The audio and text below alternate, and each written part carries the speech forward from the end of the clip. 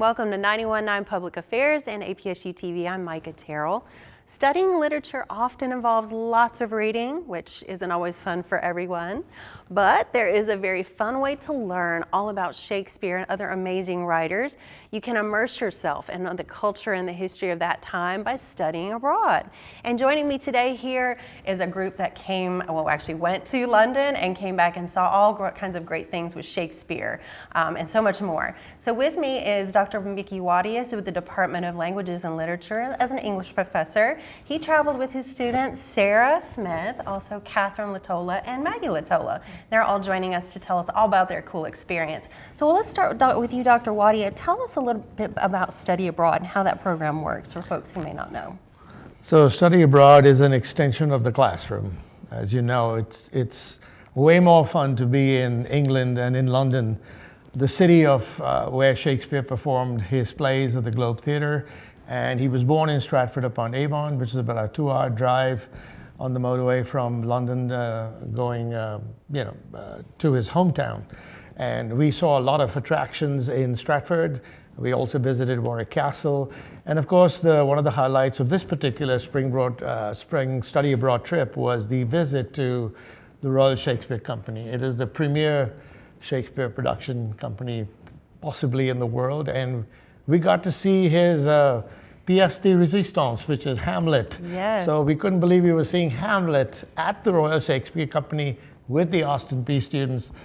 What a treat. It didn't get better than that. There were lots of other things, but I think the students will be happy to chime in with. Oh, definitely. With all the details. Yeah, we will get them all on that. You want to talk about, what did you think about Hamlet?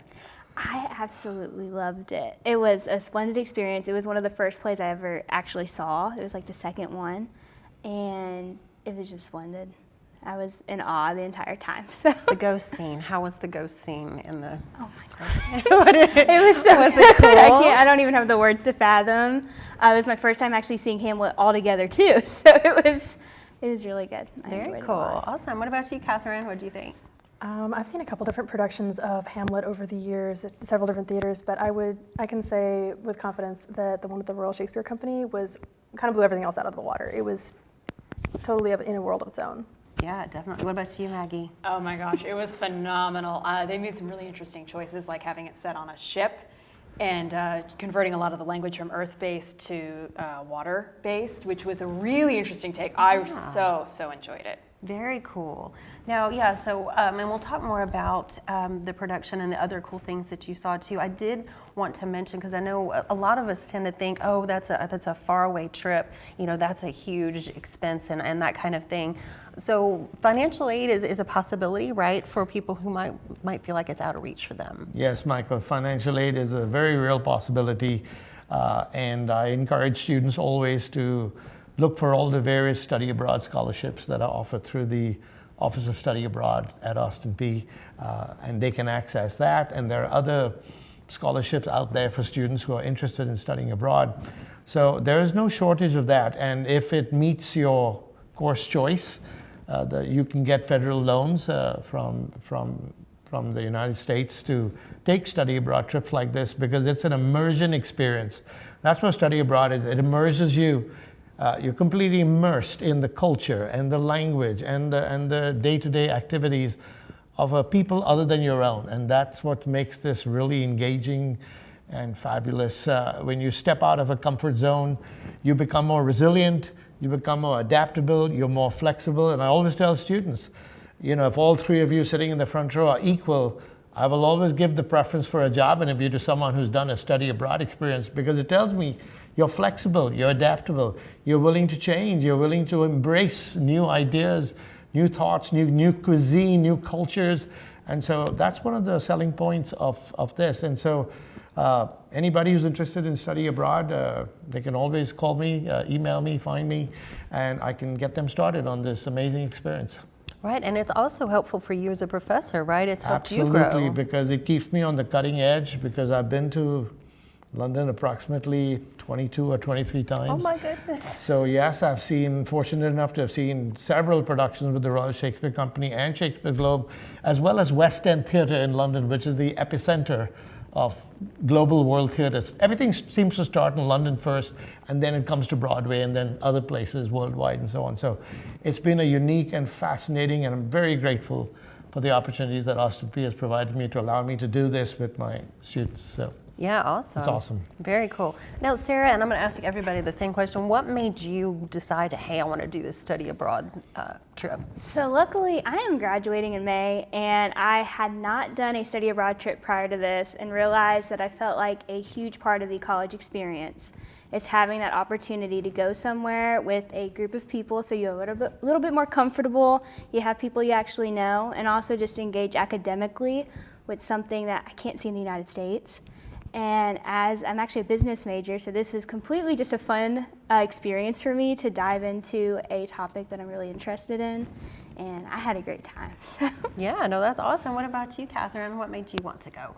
Well, my answer is actually very simple, and it's Dr. Wadia. I think the opportunity to be able to go with someone who has been so many times before and can enrich the experience of being in London and being in the center of so much rich literary history, it wasn't really another option. I was just like, well, it's going to be Dr. Wadia or nothing. Yeah, amazing tour guide. Yeah, awesome. What about you, Maggie? Yeah, so this was my third trip with Dr. Wadia. So, wow, and I yeah. found out about study abroad during his fairy tales class when I was a freshman here. And I was like, oh my goodness, I love Shakespeare. I'm an acting major. And I was like, oh, this is right up my alley. I have to go.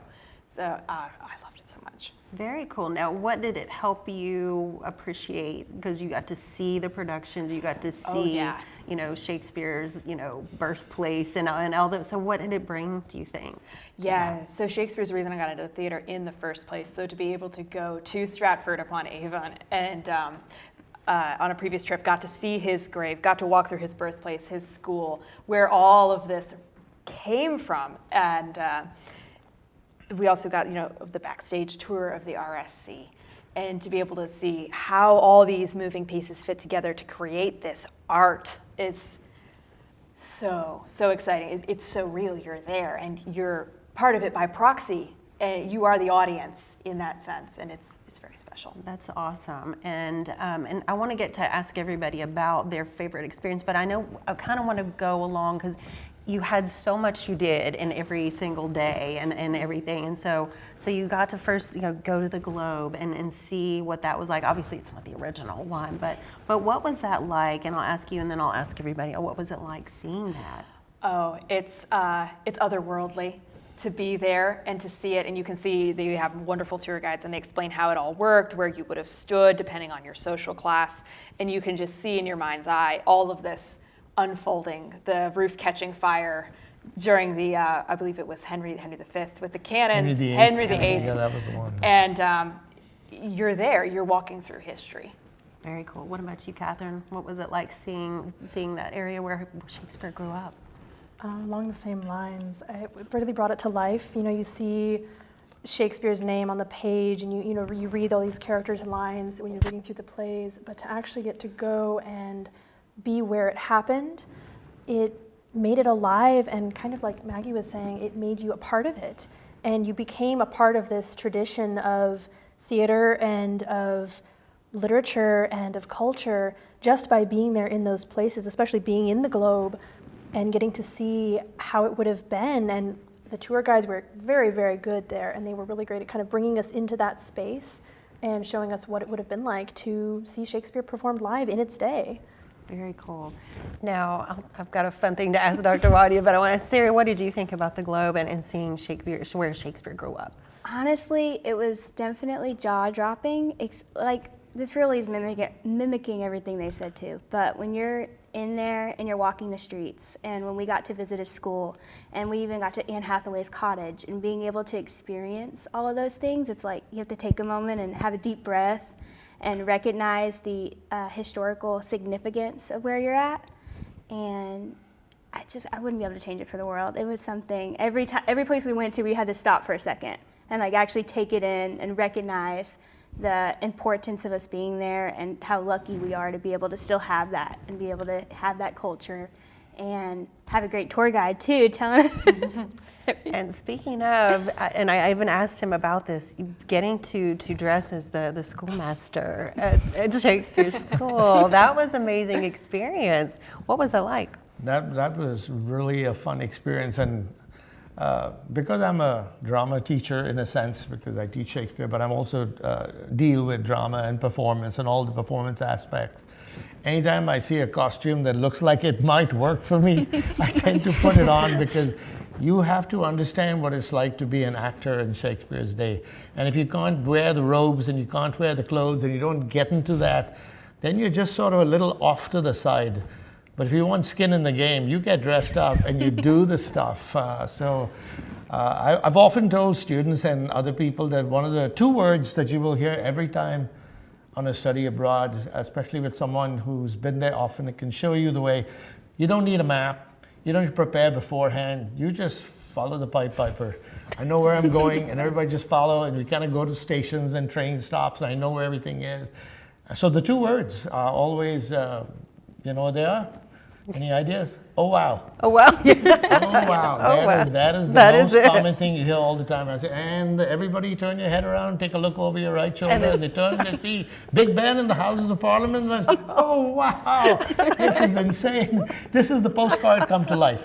It is. Now, you might ask, well, maybe you're tired of doing this so many times. Yeah, And 22. I don't do it for No. myself.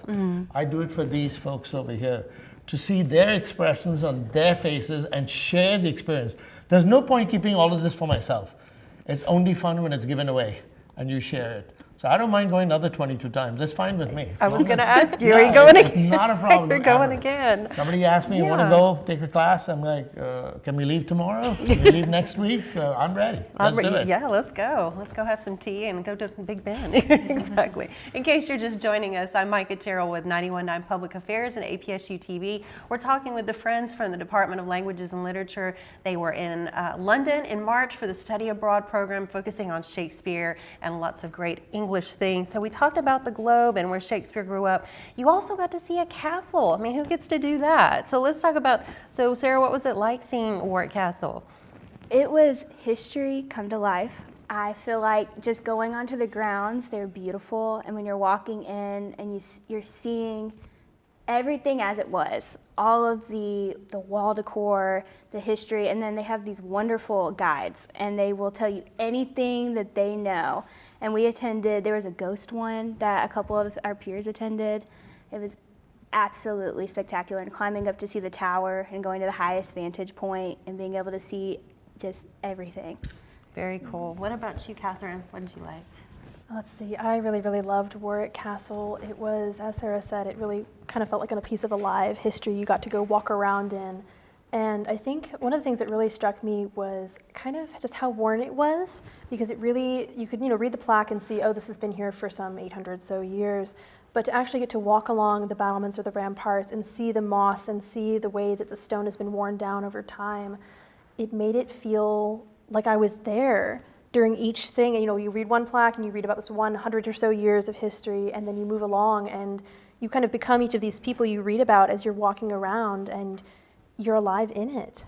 It was It really was a cool. really Yeah. wonderful experience. What about you, Maggie? Yeah. Well, the battlements were my favorite part too. I remember at one point we saw a plaque and we realized that this was the childhood home of the man who grew up to be Joan of Arc's executioner. This was also the home of Anne Neville from Richard III. And I was like, oh my goodness, these people were really here. This was their home. These were their walls. And now we get to be here so much time later. It's unearthly. Yeah, that connecting the dots part I think is interesting, because Yeah. you realize you're like, oh, they know so-and-so and they knew so-and-so, and then it all fits together. That's what's really, really cool about that. So yeah, I wanted to ask you all, what do you think was your most memorable time, most memorable experience from your entire trip? Because you saw, again, Big Ben, so many good things, the Eye, everything else. What do you think, Maggie, was yours? Oh, I'm gonna have to say Hamlet. Oh my goodness, that was the high point of the trip for me. Very good. Yeah, all of it was amazing, but Hamlet was the high point. What about you, Catherine? I almost feel like I couldn't choose, and so I'll choose a really simple moment. It was our last day. We had just finished touring the Globe Theater, and we were walking across the Millennium Bridge from the south side, and sort of had St. Paul's in the background, and we had these little cups of these little roasted nuts that we gotten from a street vendor. And I remember Dr. Wadia and I were walking along the Millennium Bridge, and you can see the Tower of London, you can see the whole iconic skyline. And I just remember thinking, this is the last day, this is it. I've seen so many wonderful things. Anything that I could have thought beforehand, before the trip, didn't matter. I was like, this is where I am now, and this is worth more than any of those doubts I might have had before going. Yeah, glad you did it, right? Me too. Yeah, very cool. What about you, Sarah? What was your most memorable time? The touring of the Globe Theater absolutely was my top memory of that trip. Something about, our tour guide was amazing. She was very detail-oriented, and it was, you were right there. You could picture in my mind what they looked like as they were watching the plays, and they were actually like performing a practice too, so we were able to see that while they were talking to us, and it was just, you were completely immersed into it, and I couldn't be able to take that memory back ever. Cool. Now, Dr. Wadia, what would you tell people who are saying, okay, I might want to do this study abroad? What would you say to them if they're thinking about it? Well, we have several study abroad programs at Austin Peay. So my specialty is the United Kingdom. So I could lead a trip to Scotland or Ireland, and I've been to, of course, all those places. But my favorite is, without a doubt, is London. I feel very much at home in London. I've traveled the world. I've been in several countries, including a study abroad in Australia and so on. But I tell you what, I'm always drawn back to London. For some inexplicable reason, I have a soul connection to that place. It feels like home. And Austin Peay did a previous story on me, and they always said London is Dr. Wadia's second home. He considers it his second home because I'm so comfortable there.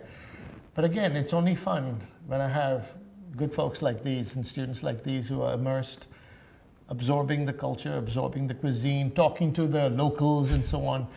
And here's what's impressive is that most of the time when I've gone to England, I have not spent a lot of time in Stratford. We sometimes go for a day or two. I did a trip like maybe 10, 12, 15 years ago when I did a master class with the Royal Shakespeare Company. At that time, I was able to stay in Stratford, but it's been a long time since I got to live in Stratford. This time, the students got to live in a wonderful hotel that was, literally 5 minutes walk to the Royal Shakespeare Company. Nice. And there's a pub right across from the RSC, which we used to call it the Dirty Duck. And the Dirty Duck has seen the footprints and the shadows of every luminary you can imagine. All the great actors of our current 20th century, 21st century have walked through those spaces. Famous people have stood on the RSC stage, David Tennant, Kenneth Branagh, and all kinds of folks.